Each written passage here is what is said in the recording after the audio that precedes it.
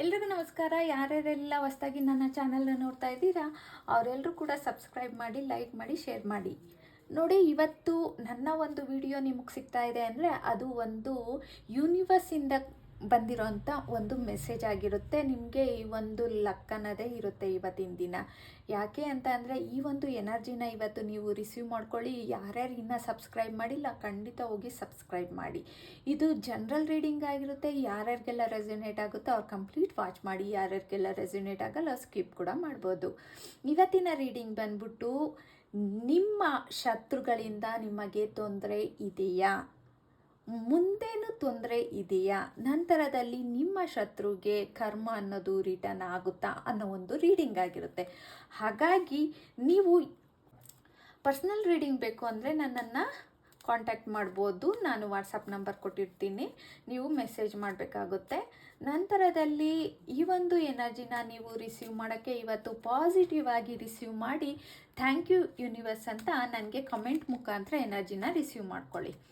Okay, ಇವತ್ತಿನ ರೀಡಿಂಗಲ್ಲಿ ನಿಮ್ಮ ಶತ್ರುಗಳಿಂದ ಮತ್ತೆ ನಿಮಗೆ ಸಮಸ್ಯೆ ಇದೆಯಾ, ನಿಮ್ಮ ಶತ್ರುಗಳಿಗೆ ಕರ್ಮ ಅನ್ನೋದು ರಿಟರ್ನ್ ಆಗುತ್ತಾ ಅನ್ನೋ ಒಂದು ಇವತ್ತಿನ ರೀಡಿಂಗ್ ಆಗಿರುತ್ತೆ. ಯೂನಿವರ್ಸ್ ಹೇಳುತ್ತೆ, ನಾವು ಏನನ್ನು ಯೂನಿವರ್ಸ್ಗೆ ಕೇಳ್ತೀವಿ ಅದು 10ರಷ್ಟು ಕೊಡುತ್ತಂತೆ. ಹಾಗಾಗಿ ನಾವು ಏನನ್ನು ಕೇಳಬೇಕು, ಒಳ್ಳೆಯದನ್ನೇ ಕೇಳಬೇಕು. ನಮ್ಮ ಶತ್ರುಗಳು ಅವರು ಬರೀ ಕೆಟ್ಟದನ್ನೇ ಹೇಳಿರ್ತಾರೆ. ಹಾಗಾಗಿ ಅವ್ರಿಗೇನು ಸಿಗುತ್ತೆ, 10ರಷ್ಟು ಕೆಟ್ಟದೇ ಸಿಗುತ್ತೆ. ಹಾಗಾದರೆ ಕರ್ಮ ಅನ್ನೋದು ಎಲ್ಲಿಗೋಯ್ತು, ಅವ್ರಿಗೆ ರಿಟರ್ನ್ ಆಗುತ್ತೆ. ಹಾಗಾಗಿ ನಮ್ಮ ಪಾಡಿಗೆ ನಾವು ಒಂದು ಒಳ್ಳೆ ರೀತಿಯಲ್ಲಿ ಪಾಸಿಟಿವ್ ರೀತಿಯಲ್ಲಿ ಇದ್ದಾಗ ನಮಗೆ ಯಾವುದೇ ರೀತಿಯ ತೊಂದರೆ ಆಗೋದಿಲ್ಲ. ಹಾಗಾಗಿ ಇವತ್ತಿನ ರೀಡಿಂಗ್ ನೋಡೋಣ. ಇವತ್ತಿನ ರೀಡಿಂಗ್, ನಿಮ್ಮ ಶತ್ರುಗಳಿಂದ ತೊಂದರೆ ಇದೆಯಾ, ನಿಮ್ಮ ಶತ್ರುಗಳಿಗೆ ಕರ್ಮ ಅನ್ನೋದು ರಿಟರ್ನ್ ಆಗುತ್ತಾ ಅನ್ನೋ ಒಂದು ರೀಡಿಂಗ್ನ ನೋಡೋಣ. ಓಕೆ,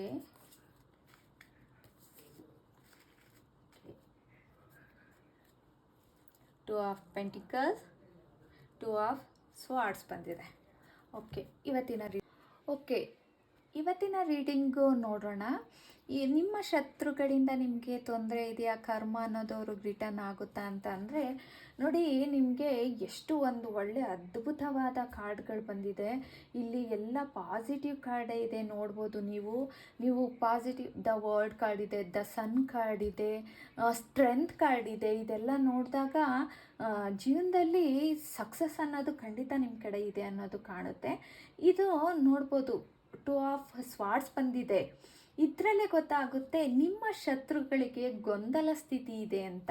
ಯಾಕೆ ಅಂದರೆ ಅವ್ರಿಗೆ ನಿಮ್ಮ ಬಗ್ಗೆ, ನಿಮ್ಮ ಮೇಲೆ ಹಾನಿ ಮಾಡಬೇಕು ಅನ್ನೋದು ಕ್ಲಾರಿಟಿ ಈಗ ಅವ್ರಿಗೆ ಕಾಣ್ತಾ ಇಲ್ಲ.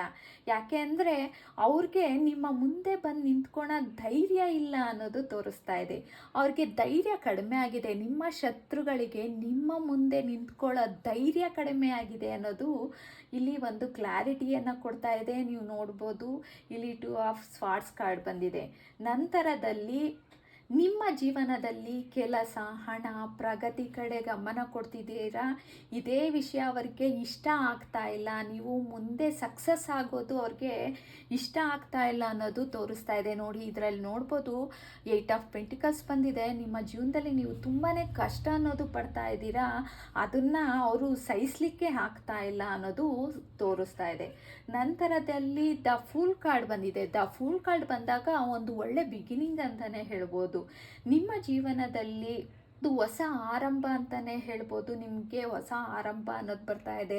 ಹಳೆ ತೊಂದರೆಗಳು ಏನೇ ಇದ್ರೂ ಕೂಡ ಅದನ್ನು ಬಿಟ್ಬಿಟ್ಟು ನಿಮಗೆ ಒಂದು ಹೊಸ ದಾರಿಗಳು ಸಿಗ್ತಾ ಐತೆ ಅನ್ನೋದು ಇಲ್ಲಿ ಒಂದು ಕ್ಲಾರಿಟಿಯನ್ನು ಸಿಗ್ತಾ ಇದೆ. ನಂತರದಲ್ಲಿ ನಿಮಗೆ ತೊಂದರೆ ಕೊಡುವಂತಹ ಶತ್ರುಗಳು ನಿಮಗೆ ತೊಂದರೆ ಕೊಡೋಕ್ಕೆ ಆಗ್ತಾ ಇಲ್ಲ. ಅವರು ಹಿಂದೆ ಹೋಗ್ತಾ ಇದ್ದಾರೆ ಅನ್ನೋದು ಕೂಡ ಇಲ್ಲಿ ತೋರಿಸ್ತಾ ಇದೆ. ನಂತರದಲ್ಲಿ ನಿಮಗೆ ಒಂದು ಸ್ಟ್ರೆಂತ್ ಕಾರ್ಡ್ ಬಂದಿದೆ. ಇದು ಅದ್ಭುತವಾದ ಕಾರ್ಡ್ ಅಂತಲೇ ಅನ್ಬೋದು, ತುಂಬ ಪವರ್ಫುಲ್ ಕಾರ್ಡು ಅಂತ ಅನ್ಬೋದು. ನಿಮ್ಮೊಳಗೆ ಒಂದು ದೇವರ ಶಕ್ತಿ ಇದೆ ಅನ್ನೋದು ತೋರಿಸ್ತಾ ಇದೆ. ದೇವರ ಶಕ್ತಿ ಇದೆ. ನಿಮ್ಮನ್ನು ಯಾರು ನಿಮಗೆ ಸೋಲಿಸ್ಬೇಕು ಅಂತ ಬರ್ತಾರೆ, ಖಂಡಿತ ಅವ್ರಿಗೆ ಸೋಲ್ಸೋಕ್ಕೆ ಆಗೋದಿಲ್ಲ. ಯಾಕೆಂದರೆ ನಿಮ್ಮೊಳಗೆ ಅದು ಒಂದು ಅದ್ಭುತವಾದ ಶಕ್ತಿ ಇದೆ ಅನ್ನೋದು ಗೊತ್ತಾಗ್ತಾ ಇದೆ.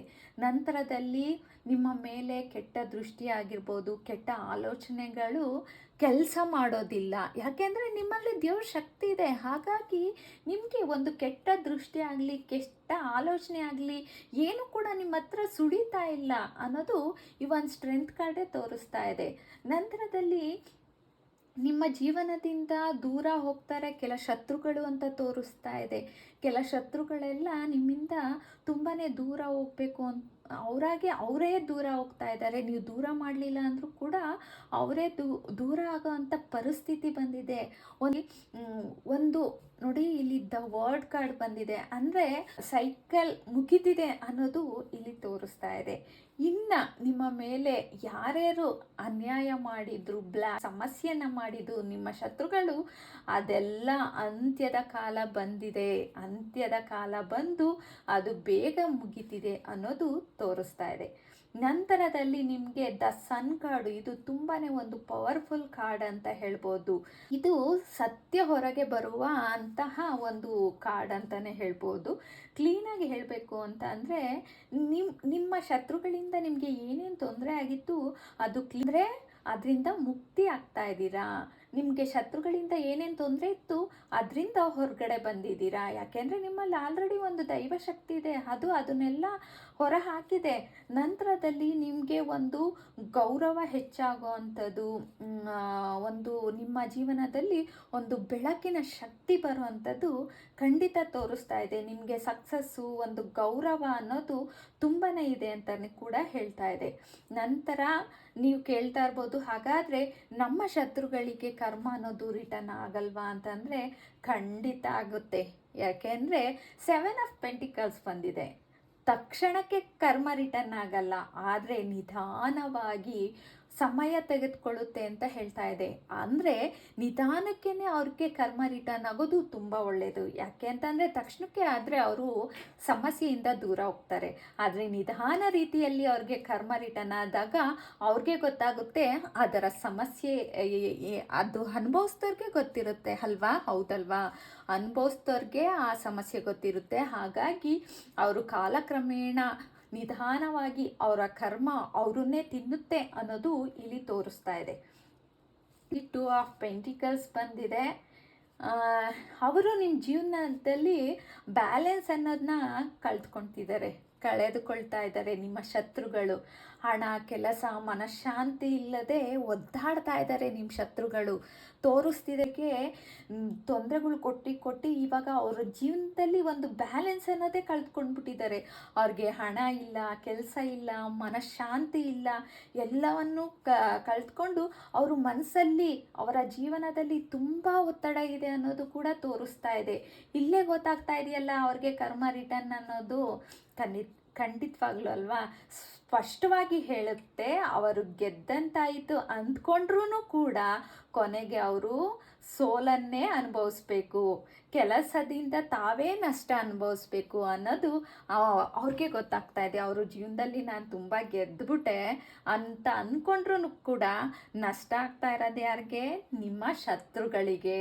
ಖಂಡಿತವಾಗ್ಲೂ ನಿಮ್ಮ ಶತ್ರುಗಳು ನಷ್ಟನ ಅನುಭವಿಸ್ತಾ ಇದ್ದಾರೆ ಅಂತ ತೋರಿಸ್ತಾ ಇದೆ. ನಂತರದಲ್ಲಿ ನಿಮ್ಮ ಜೀವನದಲ್ಲಿ ಸ್ವಲ್ಪ ಜನಗಳು ನಿಮ್ಮ ಮೇಲೆ ಕಣ್ಣನ್ನು ಇಟ್ಟವ್ರೆ, ಆದರೆ ನಿಮ್ಮನ್ನು ನೇರವಾಗಿ ತೊಂದರೆ ಕೊಡೋಕ್ಕೆ ಅವ್ರಿಗೆ ಖಂಡಿತ ಆಗ್ತಾ ಇಲ್ಲ. ಯಾಕೆಂದರೆ ನಿಮ್ಮೊಳಗೆ ಅದು ಒಂದು ಅದ್ಭುತವಾದ ಒಂದು ಶಕ್ತಿ ಇದೆ ಅಂತಲೇ ಹೇಳ್ಬೋದು. ಅವರ ಕರ್ಮ ನಿಧಾನವಾಗಿ ಅವರಿಗೆ ಹಿಂತಿರುಗುತ್ತದೆ ಅನ್ನೋದನ್ನು ಖಂಡಿತವಾಗ್ಲೂ ತೋರಿಸ್ತಿದೆ. ಆದರೆ ನಿಂತೆ ಮಾಡಬೇಡಿ, ನನಗೆ ಶತ್ರುಗಳಿಂದ ತೊಂದರೆ ಆಗುತ್ತೆ ಅನ್ನೋದು ಇವತ್ತಿಂದ ಬಿಟ್ಬಿಡಿ. ಯಾಕೆಂದರೆ ದೇವರು ನಿಮ್ಮನ್ನು ಕಾಪಾಡ್ತಾ ಇರೋದು, ಶಕ್ತಿ ನಿಮ್ಮ ಜೊತೆಲೇ ಇದೆ ಅಂತ ಹೇಳ್ತಾ ಇದೆ. ಹಾಗಾಗಿ ಒಂದು ಅದ್ಭುತವಾದ ಜೀವನ ಇನ್ನು ಮುಂದೆ ಇದೆ. ನೀವು ಯಾವುದೇ ಶತ್ರುಗಳಿಗೆ ಹೆದರಕ್ಕೆ ಹೋಗಬೇಡ್ರಿ, ಏನೇ ಸಮಸ್ಯೆ ಬಂದರೂ ಹೆದರಕ್ಕೆ ಹೋಗಬೇಡಿ. ಧೈರ್ಯದಿಂದ ನಿಲ್ರಿ. ಧೈರ್ಯದಿಂದ ನಿಂತಾಗ ನಿಮ್ಮ ಶಕ್ತಿ ನಿಮ್ಮ ಜೊತೆಯಲ್ಲಿ ಖಂಡಿತ ಇದೆ ಅಂತಲೇ ಹೇಳ್ಬೋದು. ಇವತ್ತಿನ ವಿಡಿಯೋ ಇಷ್ಟ ಆಗಿದ್ದರೆ ಲೈಕ್ ಮಾಡಿ, ಶೇರ್ ಮಾಡಿ. Thank you.